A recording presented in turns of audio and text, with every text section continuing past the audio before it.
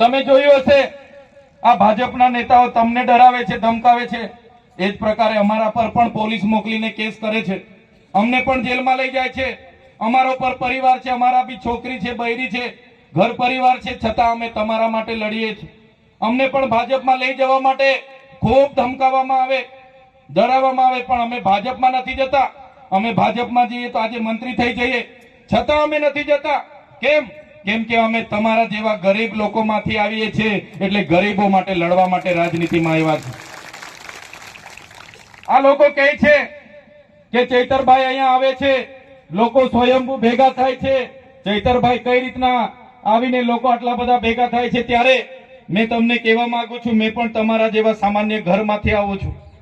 મારા પરિવારમાં કોઈ ધારાસભ્ય નહોતું, કોઈ સાંસદ નહોતો, કોઈ સરપંચ નહોતો. એક સામાન્ય પરિવારમાં મજૂરી કરીને ભણ્યા ગણ્યા, એક વિસ્તરણ અધિકારી તરીકે સરકારી નોકરી લાગી. પછી મેં જોયું કે આ ભાજપના નેતાઓ તો અભણ છે અને આપણા લોકોની ગ્રાન્ટ બધી કોંગ્રેસ અને ભાજપ વાળા બેસી બેસીને વેચણી કરીને ઘરે જતા રહી છે. ભાષણો મોટા મોટા કરે છે પણ લોકોના કામ કરતા નથી. એટલે મેં 4.5 વર્ષ નોકરી કરી અને મેં રાજીનામું આપી દીધું. એક સામાન્ય પરિવારમાંથી મેં દુઃખ જોયું છે, મેં દુઃખ વેઠ્યું છે, મેં ગરીબી જોઈ છે, મેં ગરીબી વેઠી છે. કોઈ બેનને ઝોલીમાં લઈને જતા હોય એ બેનની મેં વેદના જોઈ છે.